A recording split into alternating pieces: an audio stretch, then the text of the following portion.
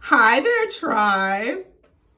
Try not to get the ring light reflection in my glasses. How are you guys? It is your mom of three in NYC back at you with another video. Hey. Hi, we are reading through the Bible this year. So funny, tribe. I was in church this morning, went to 9 o'clock service, and I was thinking about my videos and how I could make them more accessible to people. And I was like, you know what? I am assuming when I read the scriptures that those who are following along have their own Bibles or they have them readily available. And so hopefully you like my little editing upgrade.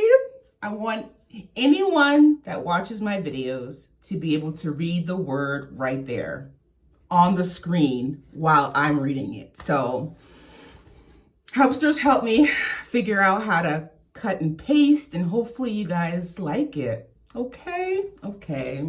Let's jump into it. We're on week 2 today, you guys. We are on week 2, day number 8. We read the book of Genesis last week, and this week we are reading the book of Exodus. Basically 6 chapters a day. It'll get us through the entire book. Exodus chapter 1. So Exodus starts out with naming all of Jacob, also known as Israel's sons.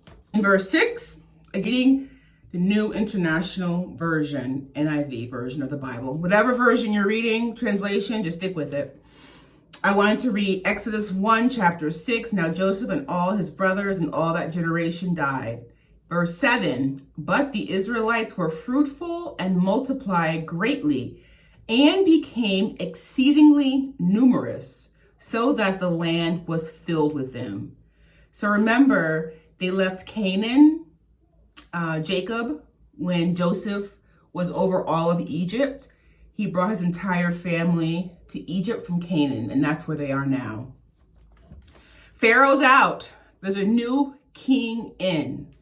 And I had to do some research, and I was like, it's Egyptians. It's Egypt.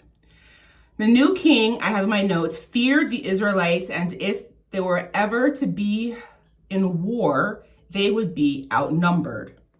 So this new Pharaoh's out, the new king in. The new king feared the Israelites, and if they were ever to be in war, they would be outnumbered. So the Pharaoh, out of fear, put slave masters over the Israelites to 1, oppress them with forced labor, 2, build Pithom and Ramses as stores city for Pharaoh.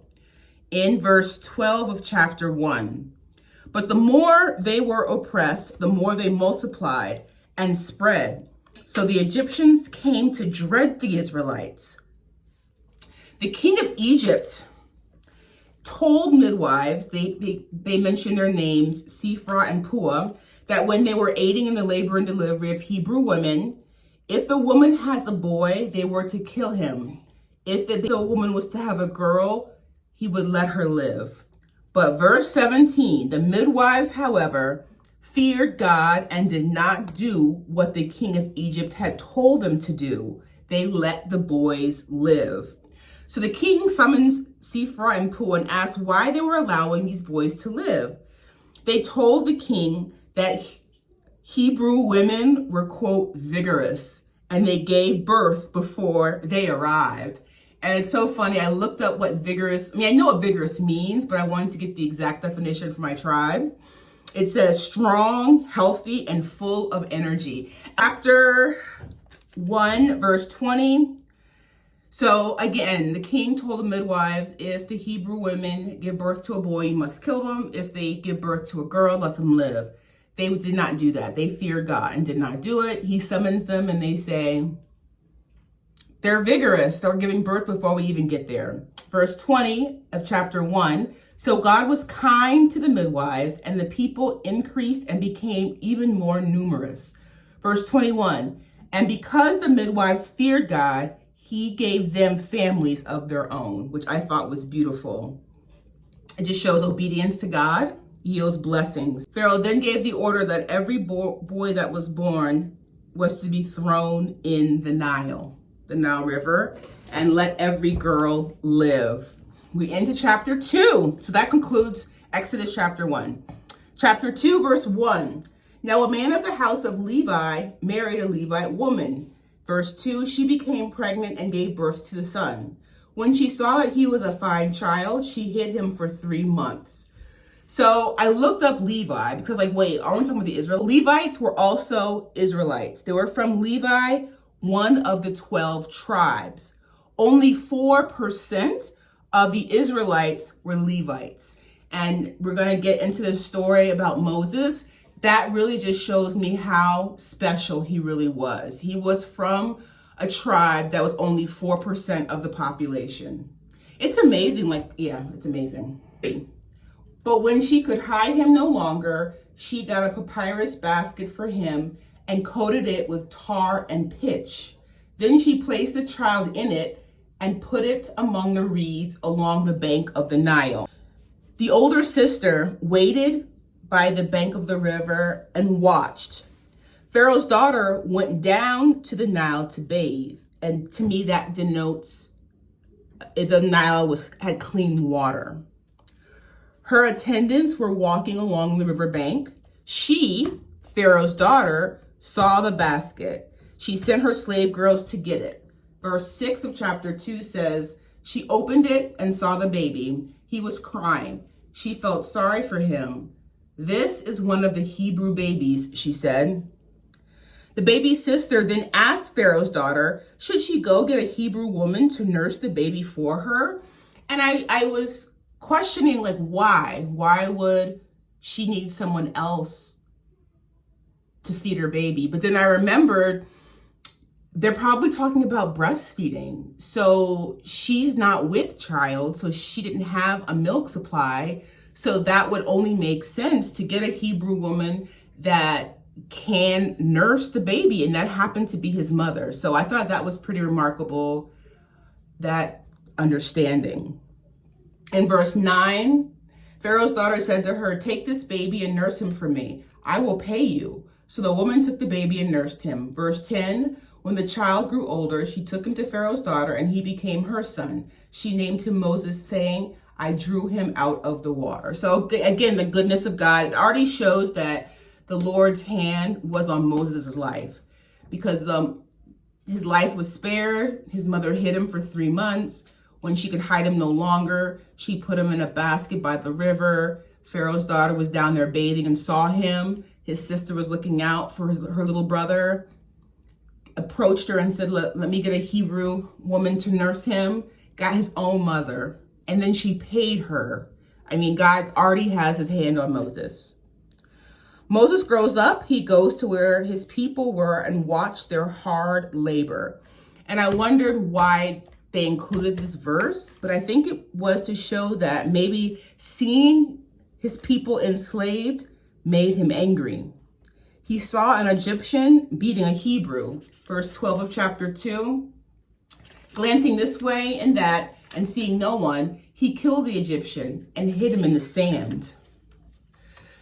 The next day, he witnesses 2 Hebrews fighting and asks, why are you fighting your fellow Hebrew?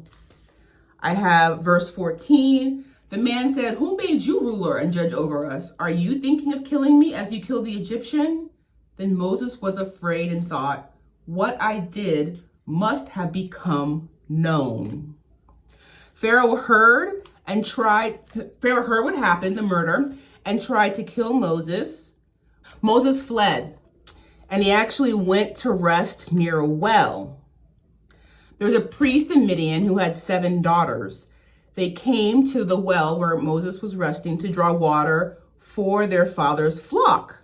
Shepherds there tried to drive them away, but in verse 17 of chapter 2, some shepherds came along and drove them away, but Moses got up and came to their rescue and watered their flock. The daughters returned to Reuel.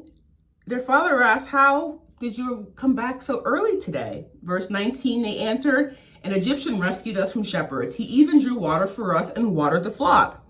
The father said, where is he? Invite him here. Let's eat. Moses agreed to stay with the man who was a priest. And he even gave his daughter Zipporah to Moses in marriage. And I did look that name up, and it means bird. It denotes like a free spirit. Moses and Zipporah have a son named Gershom. During that time, the king of Egypt dies. The Israelites cry to God for help. In chapter 2, verse 24, God heard their groaning, and he remembered his covenant with Abraham, with Isaac, and with Jacob. Verse 25, the last verse of chapter 2. So God looked on the Israelites and was concerned about them. And that is the title for today's review. God is concerned about us. God is concerned about us. On to chapter 3. So the name of the priest with the 7 daughters is Jethro. So Jethro was Moses' father-in-law. Moses was tending the flocks of Jethro. Verse 2 of chapter 3. There the angel of the Lord appeared to him in flames of fire from within a bush. Moses saw that though the bush was on fire, it did not burn up. So Moses went to see why the bush wouldn't burn. God called to Moses, I have in my notes, from the bush. Moses, Moses. He responds, here I am. Verse 5 of chapter 3. Do not come any closer, God said. Take off your sandals, for the place where you are standing is holy ground. So the Lord tells Moses that he has seen and heard the misery of my people in Egypt and is concerned. So I thought that was pretty neat that in verse 7, the word concern is used again. The Lord said, I have indeed seen the misery of my people in Egypt. I've heard them crying out because of their slave drivers, and I am concerned about their suffering. So not only chapter 2, verse 25 is God concerned about us. In chapter 3, verse 7, he's also concerned about us. God has come to rescue the Israelites from the Egyptians, bring them to a spacious land of milk and honey. So just rescue them, but to rescue them and to bless them. And so I thought about why milk and honey. I thought about milk fortifies. Milk is something that you drink from the time you're born. Your mother's milk, if you are nursed, other milk if you're not. But milk is a sustaining drink that has protein for humans and animals alike. And then honey is considered the perfect food. Honey is the only food that never spoils. Do I want to rescue them? I want to rescue them and bless them. Verse 10.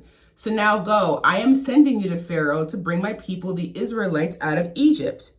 Moses asks, who am I? God says he will be with him. Verse 13 of chapter 3, Moses said to God, suppose I go to the Israelites and say to them, the God of your fathers has sent me to you. And they ask me, what is his name? Then what shall I tell them? Verse 14, God says to Moses, I am who I am. And that's all in caps. That's the first time in the Bible there's a verse in all capital letters. This is what you are to say to the Israelites. I am has sent me to you. God says, tell them the God of your fathers has sent you. God tells Moses to assemble the elders. And so I was like, oh, that's a great idea. God tells Moses, when you get to Egypt, assemble all the Israelite elders, because one, in my opinion, they're wise, and then also out of respect. So tell these elders of Israel, say to them, the God of their fathers watches over you and sees what has been done to you in Egypt. Verse 17. And I have promised to bring you up out of your misery in Egypt into the land of the Canaanites, Hittites, Amorites, Perizzites, Hivites, and Jebusites, a land flowing with milk and honey. Again, a sign of abundance. God tells Moses the elders of Israel will listen to him. Moses is to go with the elders to the king of Egypt and tell him in verse 18, the Lord, the God of Hebrews, has met with us. Let us take a 3-day journey into the desert to offer sacrifices to the Lord our God. God says he knows that the king will not allow him to go, quote, unless a mighty hand compels him. So God will strike the Egyptians with all of the wonders. Afterwards, the king will allow Moses to go. Verse 21 of chapter 3, and I will make the Egyptians favorably disposed toward this people, so that when you leave, you will not go empty-handed. In verse 22, every woman is to ask her neighbor and any woman living in her house for articles of silver and gold and for clothing, which you will put on your sons and daughters, and so you will plunder the Egyptians. God is with them. This ends part 1 of day 8. A study of Exodus. So far I have reviewed Exodus chapters 1, 2, and 3. In part 2, I will link below. I will be reviewing chapters 4, 5, and 6. See you in the next video.